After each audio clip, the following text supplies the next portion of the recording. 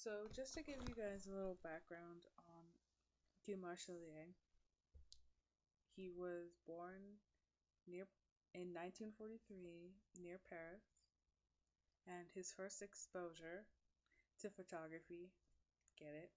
Exposure? Uh-huh. Okay. No? Okay. Moving on. To photography was when he was 17 years old, and his stepfather brought him his first camera, which was an Eastman Kodak camera. Uh, During the 60s, he moved to Paris, where he began learning the craft of photography. In 1975, Demarchelier moves to New York, where he meets and learns under some legendary photographers such as Henri Cartier-Bresson, Terry King, and Jacques Goubert. And he began to shoot for Vogue, including British, French, and American, all three, Newsweek, Rolling Stone, Marie Claire, and Elle magazine. His big break really came in 1989 when he became the official photographer for the late Princess Diana of Wales. Demarchelier was the first foreign photographer to be given this position.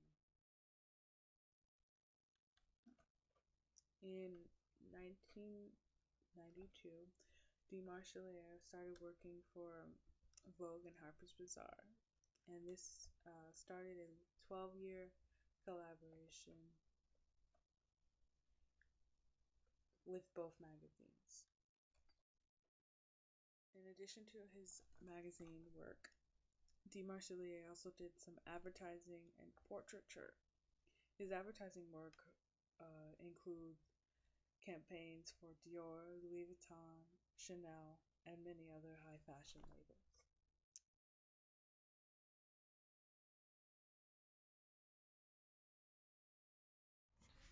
So, speaking about Demarchelier's style and methods, the one thing that he really strives for is the moment when the model becomes unconscious of the camera. So, even in the most contrived photo shoot, the model always has a natural and candid facial expression. Now, in order to do this, Demarchelier is known for photographing very rapidly. He believes that photography is like a moment, an instant that needs to be captured right away. Here we can really see how Cartier-Bresson and his instant vision photography has influenced Demarchelier.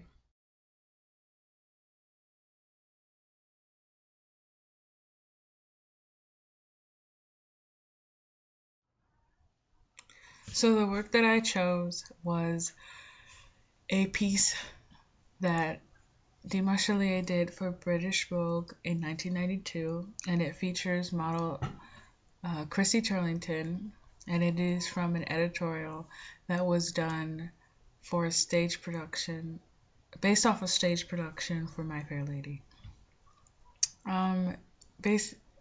Just to cover the basics, it's a black and white image.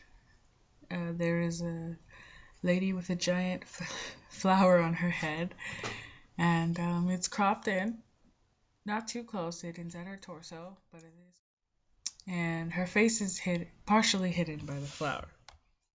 The thing about this image is the use of light. Now we can see that it's very whimsical, and there's even and it's very hard not to be. I mean, you have a giant flower on top of your head. Who wouldn't smile? But Demarchelier really brings in the elegance by just capturing just the subtlest hint of a smile. The thing about Demarchelier's work, and you can see it as in this work and some of the other ones that I showed you that I showed in the video is that his work is very timeless and always seems to be on trend. Linda Wells, who was speaking about his work to Women's Wear Daily, had this to say about his work. She said he doesn't go in and out of style. He's had probably more impact than anybody else on the look of fashion magazines. While other photographers will give you the glitz and the luxury of the fashion world, Demarchelier really brings out the grace and the elegance of it.